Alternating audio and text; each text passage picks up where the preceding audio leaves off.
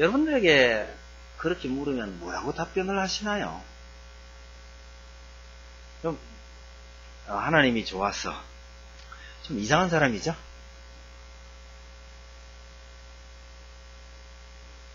그렇게 대답하면 정답일 것 같은데 그런 대답이 잘 안 나오죠.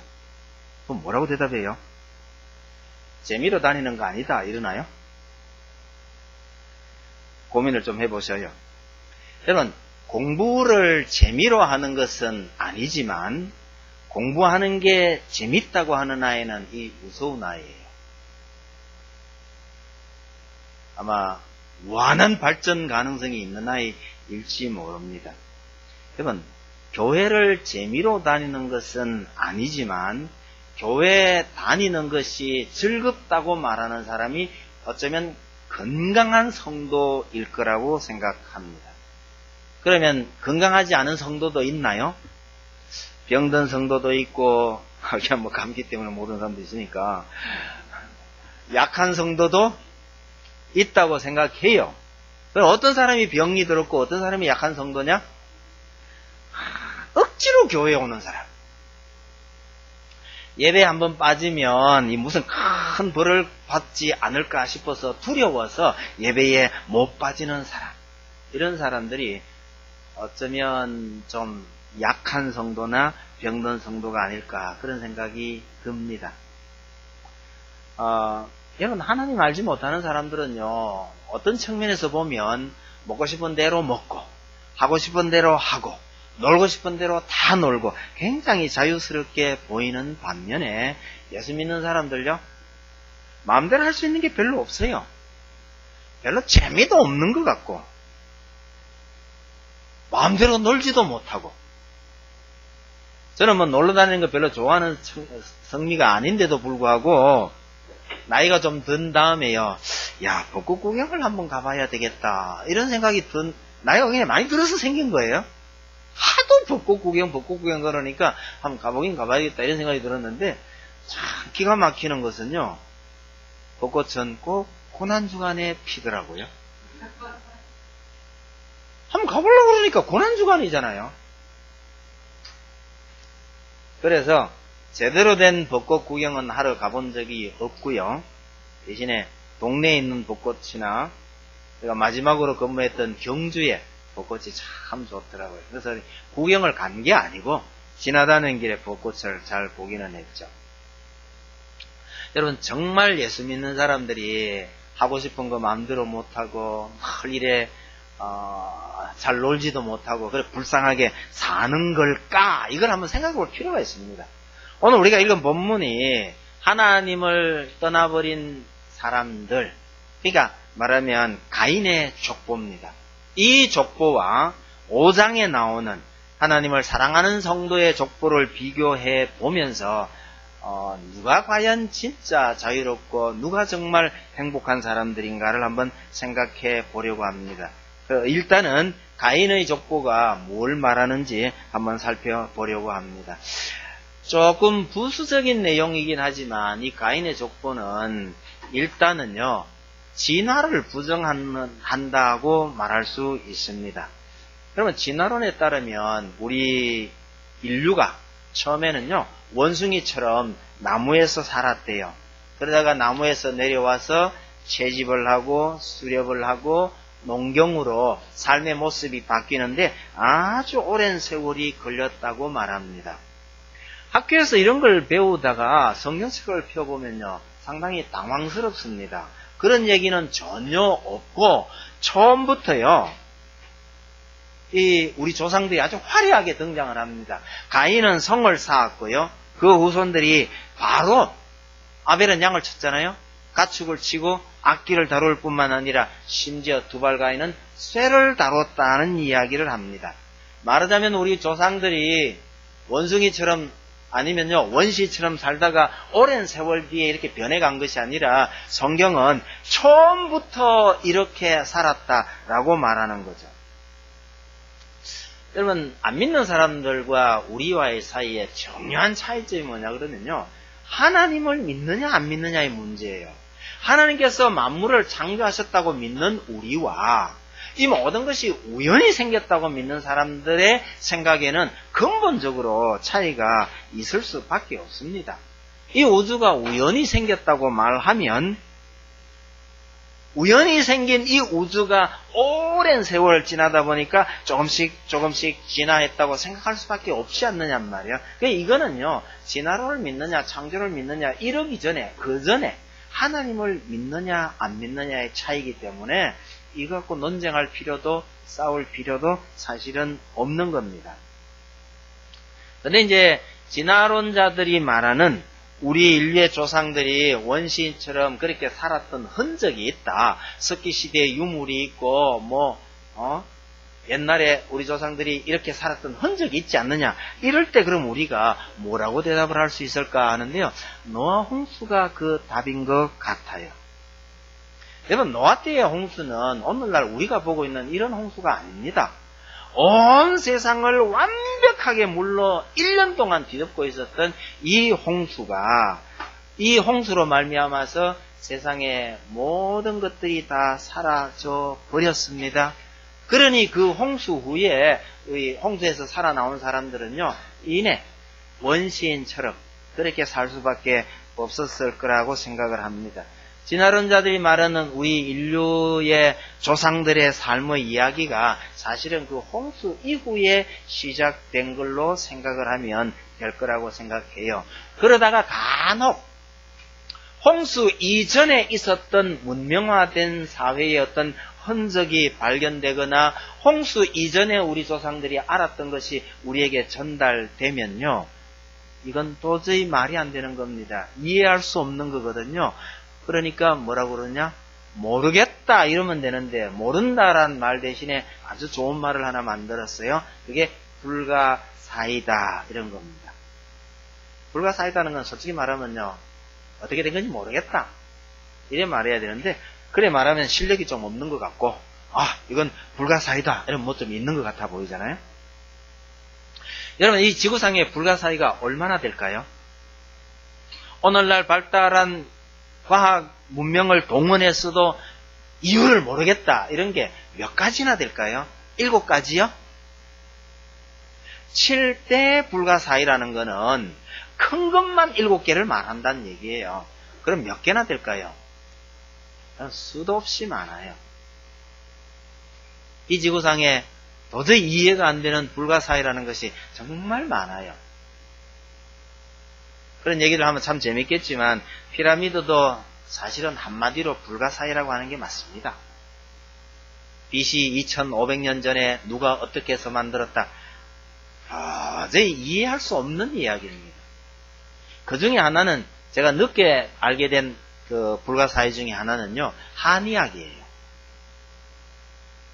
오늘날 서양의 의술은요, 누가 발견을 시작했고 누구부터 시작이 돼서 이렇게 발달해 왔다 하는 걸 알 수가 있어요. 시작이 어디서 된 건지 압니다. 근데 한의학은요, 출발점을 몰라요. 모를 뿐만 아니라 옛날 우리 조상들이 물려준 한의학과 관련된 책이 굉장히 많은데, 오늘날 한의학 의사라고 그러나요? 한의학 하시는 분들은요, 그거 다 모른대요. 그 중에 일부만 가지고 이렇게 먹고 살고 있다. 믿을 만한 분이 저한테 해준 이야기입니다. 제가 물어봤어요. 그러면 지금도 해독도 못하는 많은 그 한의학 그거 어디서 나온 거냐? 그랬더니요, 아주 옛날 삼황오제 시절에 황제가 누가 불러주는 걸 받아 적었다 하는데요, 뭐 알 수 없어요. 그러니까 시작도 끝도 없는 거예요. 여러분, 하나님께서 처음 만드셨던 우리 조상들은 어쩌면요, 오늘 이 성경이 말하는 대로 위대한 문명을 가지고 있었고, 이 IQ만 해도요, 우리보다 월등히 나았던 듯 싶은데 홍수를 거치면서 모든 걸 다 잃어버렸습니다. 지구의 환경도 그 이전과 비교하면 극도로 나빠진 거예요. 얼마나 나빠졌느냐 하는 거는 석탄, 석유 이런 것들이 땅속에 얼마나 많이 묻혀 있느냐를 많이 생각을 해보면 조금 어렴풋이 짐작은 할 수 있을 것 같아요. 수명을 보세요. 홍수 이전에 1000년씩 살았습니다. 근데 지금요, 100년만 살아도 보상이라고 장례식이 안 울잖아요. 1000년씩 살던 사람이 겨우 100년도 못 사는데 이걸 오래 살았다고요? 지구가 얼마나 나빠졌는지를 참 잘 보여줍니다. 어쨌든 홍수 이후에 이 지구가 엄청나게 환경이 나빠졌는데도 불구하고 오랜 세월이 지나서 진화론자들 별명이면 구석기 시대, 또 신석기 시대 이렇게 지나가지고 겨우 몇천 년 만에 새로운 문명에 싹이 트고 이제 겨우 좀 회복하고 있는 것처럼 보입니다. 노아가 만들었던 그 거대한 방주, 이걸 흉내낸 것이요, 19세기에 와서 겨우 그 비슷한 배를 만들기 시작을 했습니다. 근래에 와서 유전자의 비밀을 알아냈다고 해가지고요, 드디어 영생의 길을 찾았다, 우리가 신의 길을 들어갈 수 있다고 큰 소리를 막 쳤는데, 영생의 비밀을 알아냈으면 우리는 언제쯤 1000년쯤 살게 될까요? 한때 게놈 지도를 완성했다 그래가지고 난리를 쳤는데, 이름도 좀 그래요. 한국 사람들이 듣기에는 이름이 좀 게놈이 뭐야 뭐 이렇게 되는데요. 유전자 정보를 다 파악했다. 그러면 우리는 드디어 영원으로 갈 수 있다. 뭐 이렇게 큰 소리 빡빡 치더니요, 요즘은 조용합니다. 그게 잘 안 되나 봐요. 여하튼 이 성경 본문은 간접적이긴 하지만 이 세상이 그렇게 진화해 온 것이 아니다라는 것을 우리에게 말씀해 주고 있는 듯 합니다. 두 번째로요, 이 가인의 족보가 가지고 있는 중요한 특징 중에 하나는요, 이게 참 화려해요. 화려한 족보입니다. 여러분, 이 가인의 족보에 나오는 사람 중에 제일 매력적인 사람이 누구예요? 아니면요, 제일 부러운 일이 뭔가요? 우리 교회는 막 이렇게 물어봐야 별 답이 없겠지만, 말 안 하는 남자들의 로망 중에 하나는요, 라멕이에요. 왜? 부인이 둘이나 있었잖아.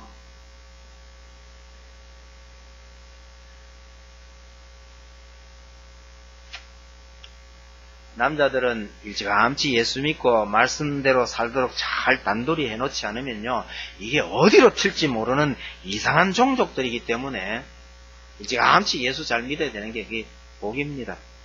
목사님들 중에 그런 분들이 참 많아요. 내가 일찍 믿었기 때문에 목사가 됐지, 목사 안 됐으면 내 지금쯤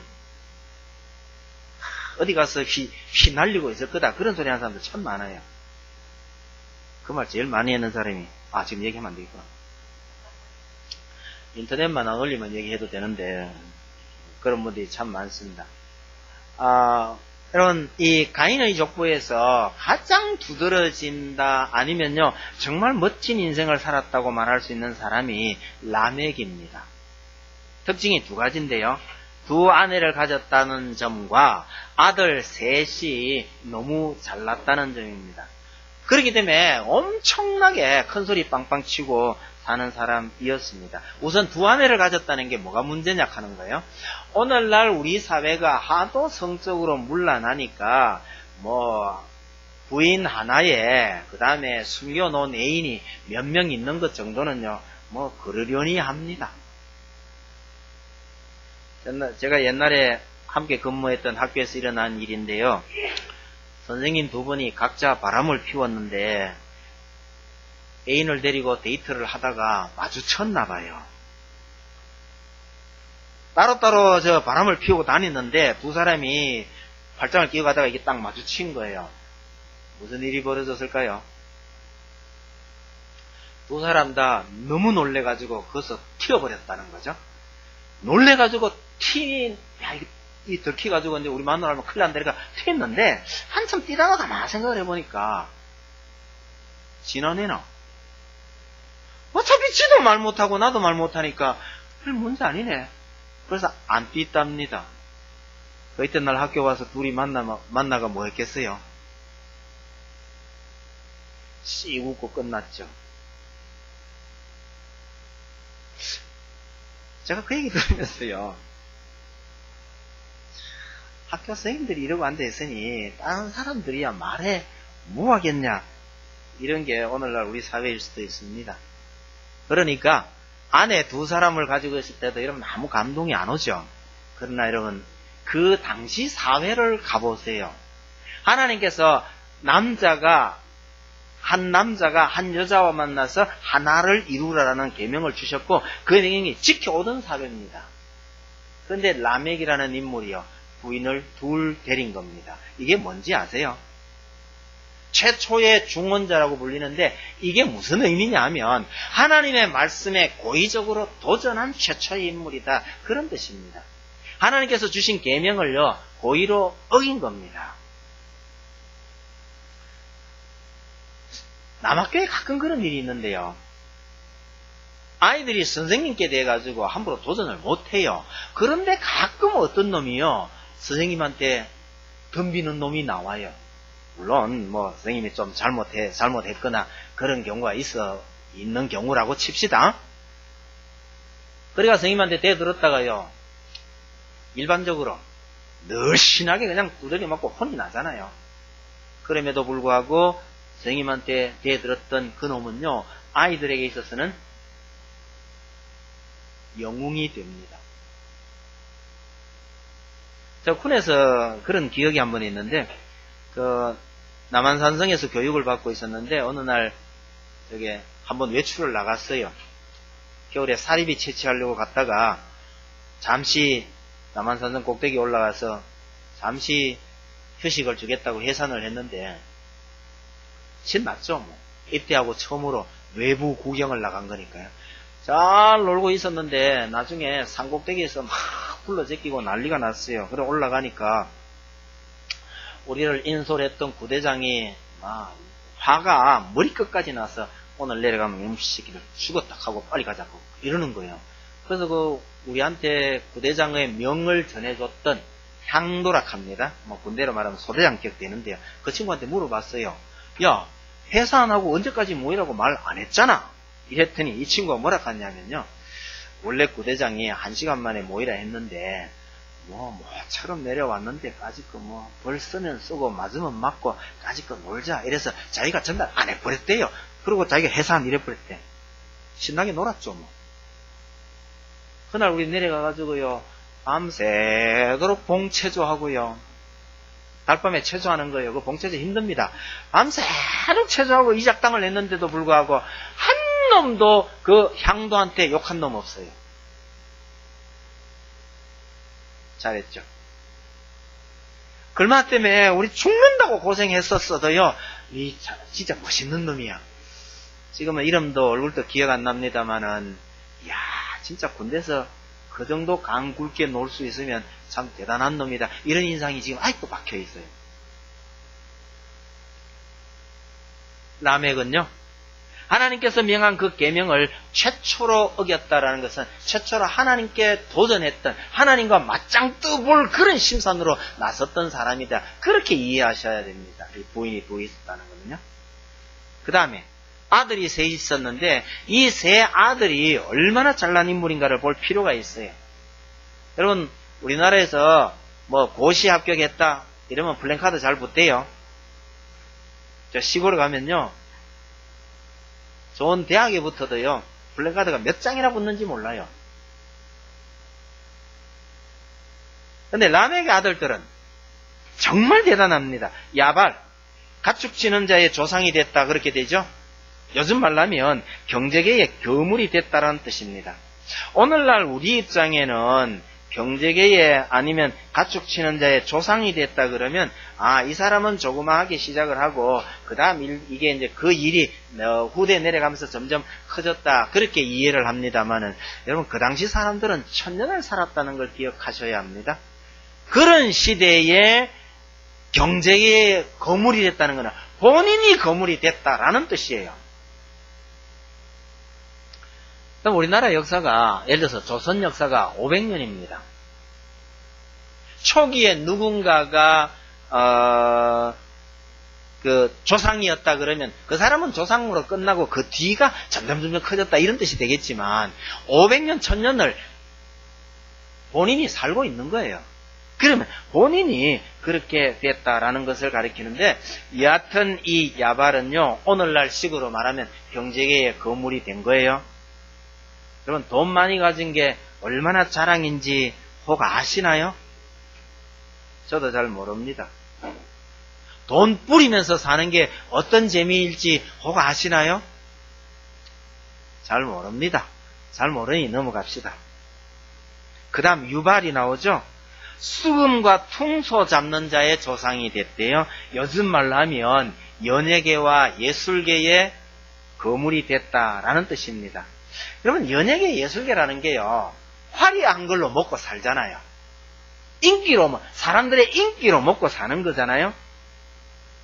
저 사람들이 얼마나 멋지게 살고 있을까, 그걸 동경하는 사람들이 얼마나 많아요.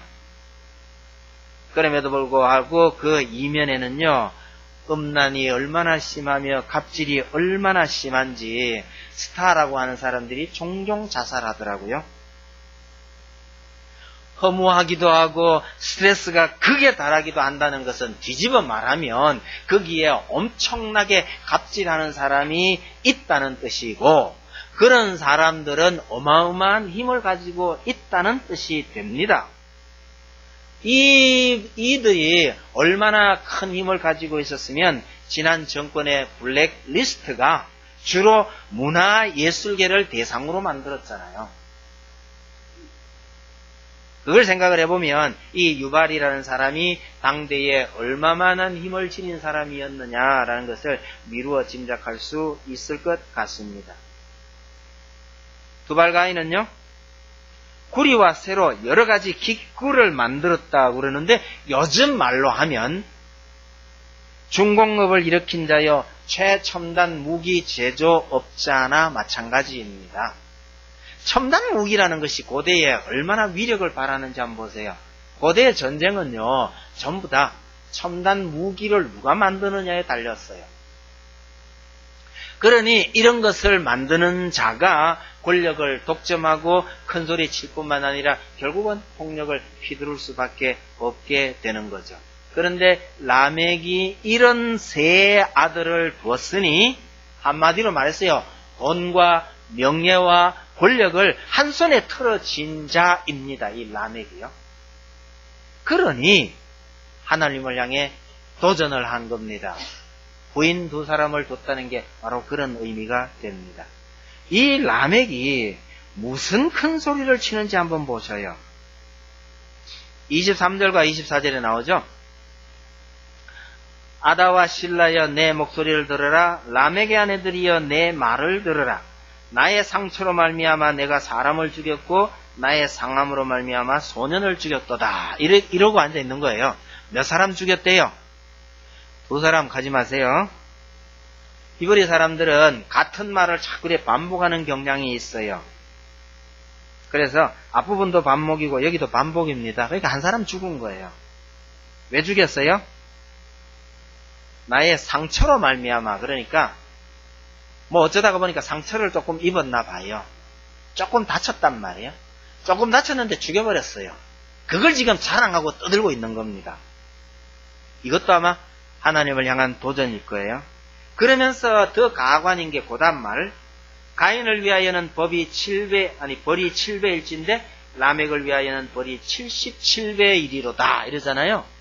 가인은 아무 죄도 없는 동생을 죽였잖아. 그런데도 가인을 해하면 하나님께서 벌을 7배나 줄 것이다 했으니 나는 정당하단 말이야. 정당방위로 사람을 죽였으니까 난 더 당당한 거야. 그러니 나를 해하면 하나님께서 77배의 벌을 줄 것이다. 이러고 앉아 있으니까 보세요. 이게 얼마나 기고만장인가.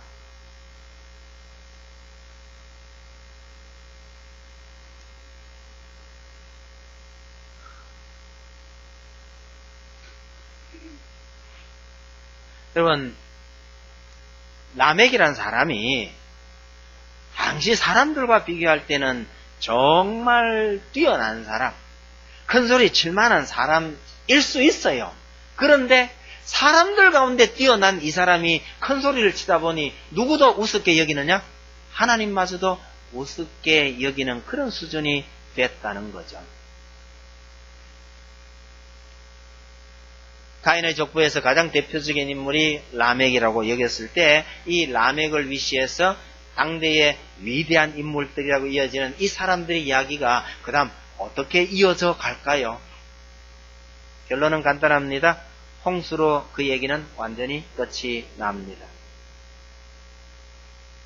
또 한 가지 이 가인의 족보의 의미를 좀 알려면 그 뒤에 나오는 5장 족보와 이게 좀 비교를 해봐야 합니다. 그래서 제가 4장에서 본문을 끊지 않고 5장을 조금 이어놨는데요.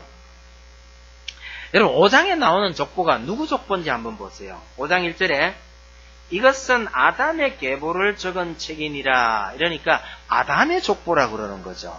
그럼 좀 이상하잖아요. 4장에 있는 가인의 족보는 아담의 족보가 아닌가요? 5장에 아담의 족보가 따로 있고 4장에 가인의 족보가 있다는 것은 이 가인의 족보는 아담의 족보에 들어가지 않는다라는 뜻이 되잖아요. 그래서 저는 이름 붙이기를 이 가인의 족보는요, 족보에서 파버린 족보예요.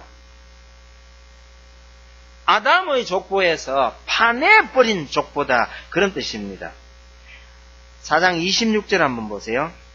셋도 아들을 낳고 그의 이름을 에노스라 하였으며 그때의 사람들이 비로소 여호와의 이름을 불렀더라. 이건 아담의 족보에 나오는 사람이거든요.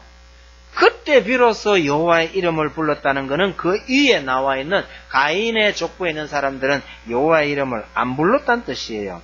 4장 16절 한번 보세요. 가인이 여호와 앞을 떠났어. 이렇게 되어 있죠. 여호와 앞을 떠나갔다는 거예요.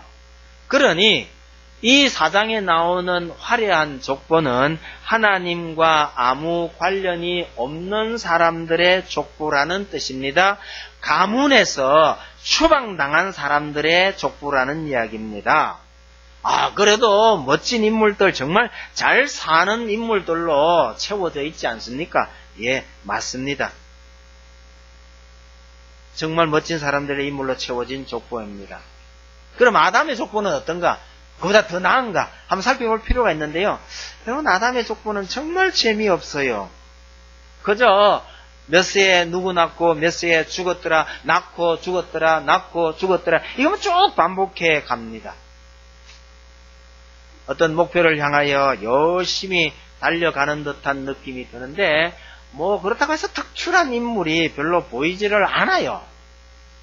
그 중에 특출한 인물이 하나 있다고 한다면요, 하나님과 300년이나 동행한 에녹의 이야기가 나오는데, 여러분, 하나님과 300년 동안 동행한 에녹이 부럽습니까? 아니면요, 참 고생하며 살았겠다, 이런 생각 드세요? 이래서 공부 시간이 좋아요. 부러운 사람은 왜 부러운지, 참 고생 많이 했겠다 하는 사람은 왜 고생 많이 했겠는지 이야기를 좀 나눠보면 참 재밌는데요. 대체로 이 에녹, 하나님과 300년 동안 동행했다는 에녹을 그렇게 부러워하는 사람이 별로 없는 것 같아요. 그러면 에녹은 300년과 동행했으니까 부인도 못 만났겠네, 그죠? 그러나 그 의미를 자세히 보세요. 300년 동안 동행하며 뭐라고 돼 있어요?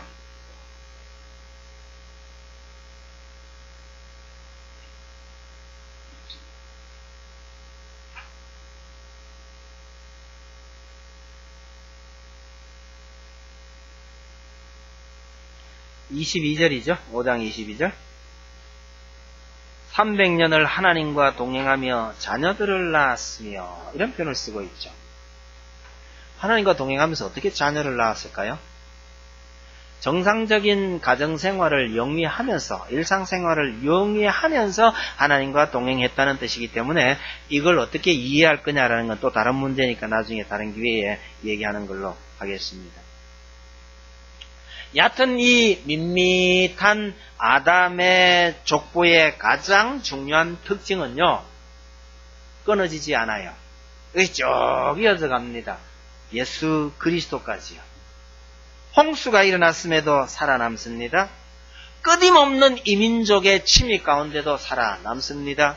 이들이 외국으로 전부 포로로 잡혀가는데도 불구하고 살아남습니다. 그래서 결국은요, 예수 그리스도에게까지 달려갑니다. 반면에 가인의 족보는요, 여기서 끝입니다.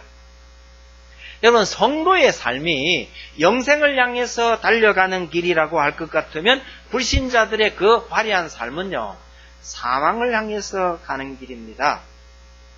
잠깐의 낙으로 그게 끝이라는 의미입니다. 마치 불꽃을 향해서 달려드는 나방이나 꿀단지에 빠져 죽을 줄 모르고 그 단맛에 취해서 한 발짝 한 발짝 들어가고 있는 파리와 같다. 그런 생각이 듭니다. 겉보기에는 별로 화려함이 보이지 않는 이 아담의 족보는요, 조금 내용을 깊이 있게 들여다보면 놀라운 하나님의 사랑을 우리에게 전해줍니다. 퀴즈에 잘 나오는 거 있죠? 가장 오래 산 사람 누구죠? 머드셀라입니다. 그거보다 더 중요한 거요, 이 머드셀라라는 이름의 뜻은요, 창 던지는 자라는 뜻입니다. 그걸 의역을 하면요, 내가 죽으면 끝이 온다, 이런 뜻입니다.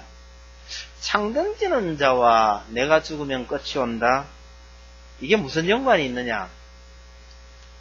옛날 고대 사회에 사냥을 하러 나가면, 그러니까 남자들이 적과 싸울 수 있는 남자들이 다 사냥을 나가요. 나갈 때 한 사람을 남겨두고 갑니다. 그 남아있는 사람이 창 던지는 자예요. 창을 제일 잘 쓰는 한 사람을 마을 입구에 놔두고 나갑니다. 그러니까 이 사람 뭐예요? 사람들이 다 사냥 가고 없을 때에 다른 대적이 쳐들어오는 걸 막는 사람이에요. 그런데 이 사람이 죽으면 이 안에 있는 부녀자들, 아이들 다 죽습니다. 그래서 창 던지는 자라는 것은 직역이고, 의역을 하면 내가 죽으면 우리 마을 사람이 다 죽는다. 그런 의미에서 내가 죽으면 끝이 온다는데, 아이 이름을 왜 그렇게 붙였을까요? 태어났을 때부터. 이 아이가 태어났을 때, 이 에녹이, 누구죠? 모두셀라의 아버지? 에녹이요? 하나님의 그런 계시를 받았던 것 같습니다. 그 비슷한 얘기가 유다서 1장에 있으니까 나중에 확인 한번 해보셔요. 뭐라고 계시를 하셨느냐 그러면요, 이 아이가 죽으면 세상이 끝난다, 이런 메시지를 주셨던 것 같아요. 그러니까 이 아이가 죽으면 안 돼요. 여러분, 그러면 이 에녹이요, 이 갓난 아이를 어떻게 키웠을 것 같으세요? 아이가 높은 데서 떨어지거나 병에 걸리거나 이런 경우가 얼마나 많아요. 그런데 이 아이는 죽으면 안 돼요. 얘가 죽으면 세상이 끝난다. 더군다나 건강이 좋지 못한 아이 같으면요, 물론 자기 자식을 그렇게 소중하게 안 기르는 부모가 어디 있겠습니까만은, 적어도 에녹은 이 아이를 어떻게 돌보았을지 상상해 볼 필요가 있습니다. 그런 수고와 고통 때문에 결과적으로 그는 하나님과 300년이나 동행하는 삶을 살게 됐을 것이라고 추정해 볼 수가 있습니다. 그럼 우리가 살아가는 이 땅에서 이런저런 어려움도 아픔도 없을 수 없습니다. 예수 잘 믿으면 정말 행복하게 살 것 같은, 모든 일이 만사형통할 거라고, 아니요, 그런 만사형통은 성경에도 없고 이 땅에도 없어요. 어떤 자리에 있든지 어떤 사람이 있든지 우리는 이런 어려움과 아픔을 겪으면서도 살게 되는데, 성도에게 있어서 복이라는 것은 그런 어려움을 겪을 때마다 하나님께 더 가까이 나아가고 하나님을 더 의지하게 되는 게, 이게 성도의 복이에요. 에녹이 이 아이를 얼마나 애지중지했을는지 모르지만 그것이 결과적으로 그를 300년 동안이나 하나님과 동행하게 만들었다는 겁니다. 에녹이 이 아이가 건강하게 자라도록 얼마나 노력했을 것 같아요? 어쩌면요, 이 아이는 죽을 듯 하면서 죽지 않아요. 결과적으로요, 가장 오래 살았습니다. 에녹이 잘 돌봐서 오래 살았을까요? 아니요. 이 아이의 죽음과 이 땅에 심판이 연계되어 있으니 그 심판을 최대한으로 미루려고 하시는 하나님의 마음이 이 아이가 가장 오래 살았던 것과 연관되어 있을 거라고 생각을 합니다. 죽을 듯 죽지 않고 살아간 이 사람이 모두셀라가 가장 오래 살았다는 것은 심판을 최대한 뒤로 미루려고 하는 하나님의 마음이 담긴 것이다. 그렇게 이해를 하면 여러분 이 아담의 족보에 그저 밋밋하게 짝이 없는 이 족보 속에서도 사실은 하나님의 마음이 묻어나고 있다는 것을 우리가 기억을 할 필요가 있죠. 이런 화려한 가인의 족보와 영생을 향해서 다람질하고 있는 이 밋밋한 아담의 족보 중에 어느 것이 더 매력이 있습니까? 여러분 하나님 없이 정말 멋진 인생 살고 싶으세요? 아니면요 하나님 모시고 영생을 향한 인생을 살고 싶으세요? 제가 예전에 이런 거 물어봤더니 어떤 똑똑한 아이들이 이렇게 답합니다. 화려하게 영생을 향하여 달리면 안 될까요? 니는 참 머리는 좋다마는 네가 그렇게 말하는 의도를 하나님께서 아실 것 같으니까 네 알아서 해라. 이럴 수밖에 없잖아요. 오늘날 우리 믿는 사람들이요 오염된 기도를 참 많이 해요. 어떤 사람하고 결혼할 거냐? 정말 믿음 좋은 사람하고 결혼하겠습니다 고 하나님께 기도해요. 근데 끄트머리에 안 달아야 될 걸 하나 붙여요.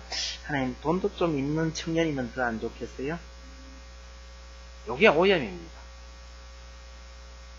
하나님께서 그렇게 주시면 감사한 일이지만은 사실은 거기에 더 방점이 찍혀 있는 거예요. 남자들은 그래요. 정말 믿음 좋은 아가씨를 만나고 싶습니다. 하나님 근데 인물도 좀 그러는 순간에 그 앞에 기도가 그게 순수한 기도가 안 돼버리는 거예요.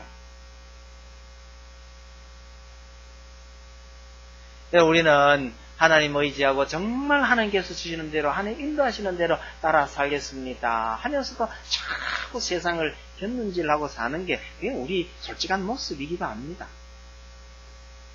그러나 여러분 하나님 없이 사는 사람들의 그 자유로움 참 멋지게 사는 듯한 그 모습은요 성경에 나온 표현 하나 빌린다면 재산을 다 탕진하기 직전에 그 탕자하고 비슷한 모습입니다.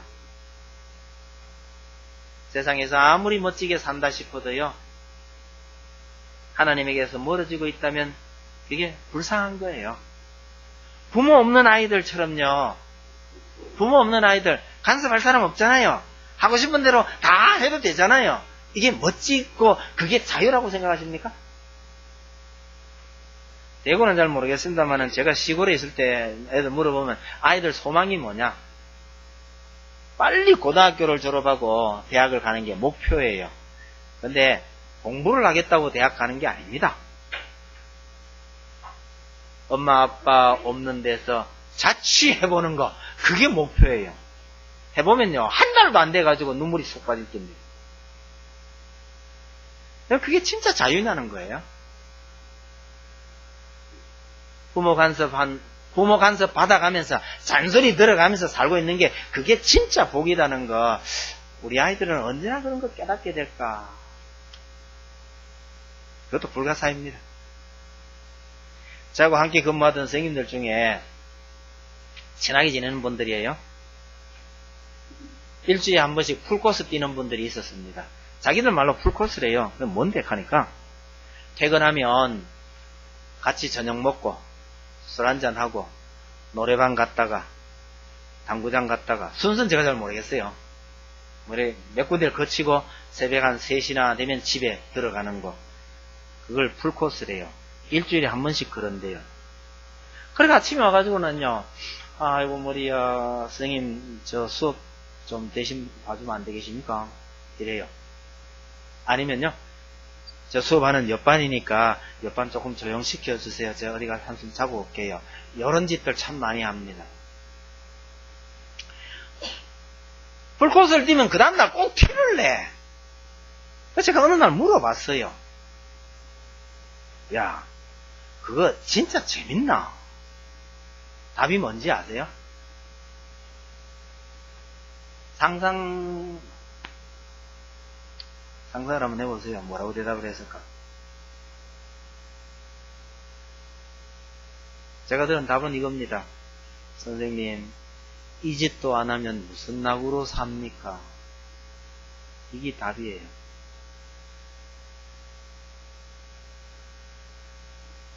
우리 예수 믿는 사람들요, 안 믿는 사람들 보기에 저래가 무슨 낙으로 사나 싶어도요, 속에 치워지지 않는 기쁨이 있다는 걸 그 사람들 잘 몰라요. 그래서 가끔 안 믿는 사람들 옆에 참 가까이 교제를 하고 이러다 보면요, 야, 예수 믿는 사람 진짜 좀 다르네. 아니, 그런 어려움을 겪으면서도 어떻게 얼굴에 미소를 지우지 않고 살 수 있었을까? 이렇게 묻는 사람들이 있어요. 여러분 주위에 그런 분들이 참 많기를 바랍니다. 진정한 행복과 진정한 자유는요, 믿음 안에 있습니다. 예수 안에서 그런 자유로움을 누린다면 그것이 하나님을 제대로 아는 겁니다. 진리를 알지니 진리가 너희를 자유케 하리라. 이거 어디 나오는 말이에요? 우리는 요한복음 가지. 어떤 사람은 그거 연세대 교훈인데 이렇게 하더라고요. 맞긴 맞습니다. 맞는 말인데 그 원출처는 그 요한복음이거든요.